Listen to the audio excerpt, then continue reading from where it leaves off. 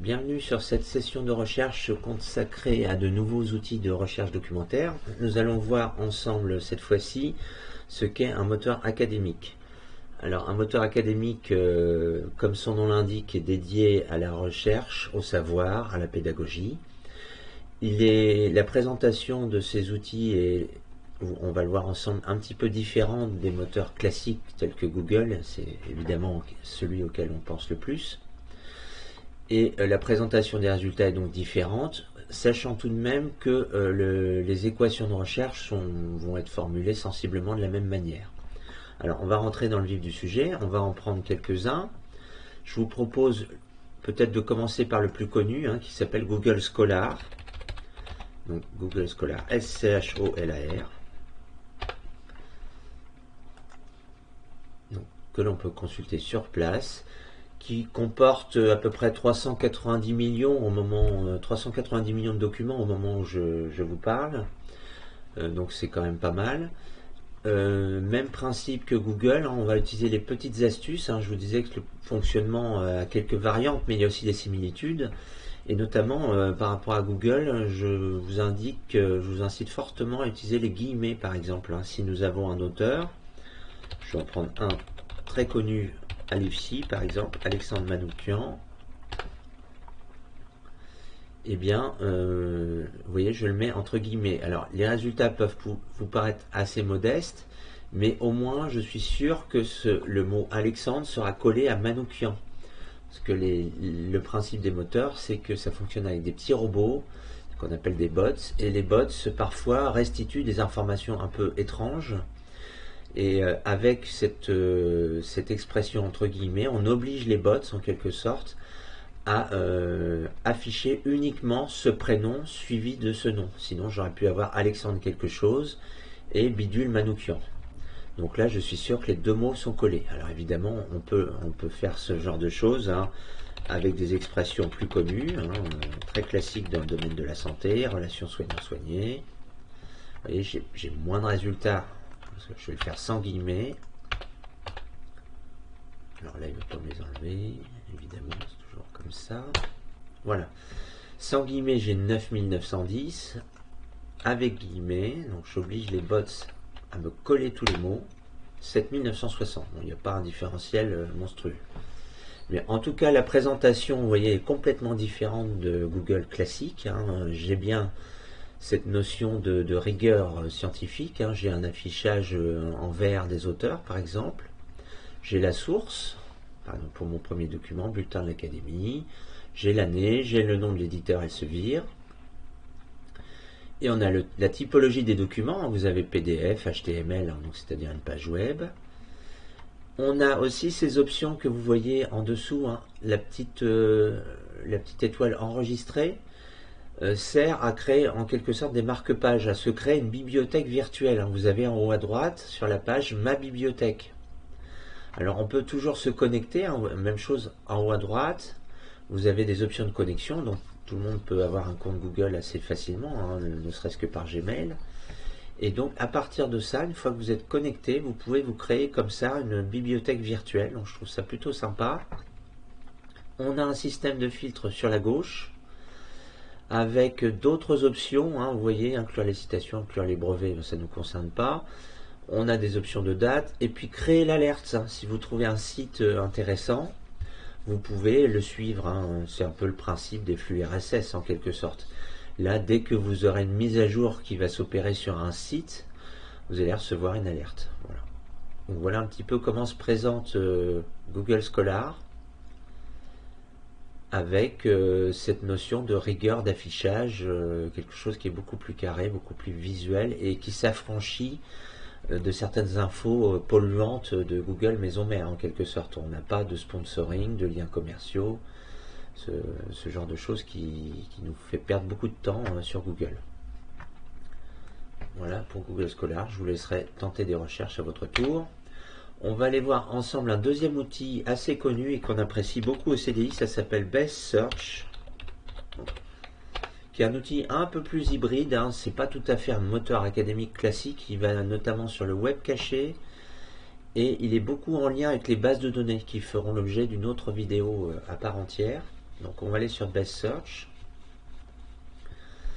Alors, sur le petit support que je transmets systématiquement avec ces capsules vidéo, hein, vous allez avoir un support de cours en PDF ou en PowerPoint, peu importe. Et vous verrez que j'ai mis bien paramétrer l'outil. Alors, petite subtilité en effet, hein, par rapport à cette base de données allemande, hein, vous voyez, Bielefeld Academic. C'est sérieux, c'est universitaire. Petite subtilité, un premier paramétrage en haut, français, hein, par défaut en haut à droite, il faudra bien mettre les langues. Deuxième subtilité, il faut d'abord taper une requête. Alors on va prendre, peu importe, on va prendre un concept au hasard, hein, le cadre de santé. Je vais mettre résistance au changement. Voilà, un thème qui peut intéresser l'école de cadre. Bon, vous voyez, c'est quelque chose de tellement pointu que je n'ai que 86 résultats. C'est déjà pas si mal, de toute façon, hein, pour un thème pas évident. Ce qui va apparaître à l'écran, ce sont bien des notices. Ça, c'est un concept important en documentation. La notice, c'est bien la carte d'identité d'un document. Concrètement, hein, tel article a été écrit par tel auteur dans telle revue en telle année. Telle mémoire a été soutenue dans telle université en telle année. C'est un peu le cas de notre premier texte, hein, notre première fiche ici. Tel livre est paru aux éditions Bidule en telle année, il y a tant de pages, etc. À chaque fois, on va tomber sur ces cartes d'identité des documents, ce qu'on appelle des notices. Alors, la notice ne veut pas dire qu'on va avoir du plein texte, c'est une référence en quelque sorte. C'est pourquoi je conseille toujours, par rapport à Best Search, je conseille toujours d'utiliser les filtres qui sont soit sur le côté, ils viennent d'apparaître, hein. Comme je vous ai dit, il y a une petite subtilité.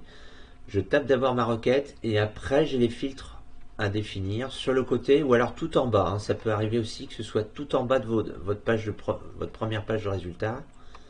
Donc moi je vais rester sur le côté évidemment. Je vais remettre la langue au passage. Alors c'est un peu bizarre, mais vous voyez, je vais en perdre encore. Je vais perdre une douzaine de documents en cochant français.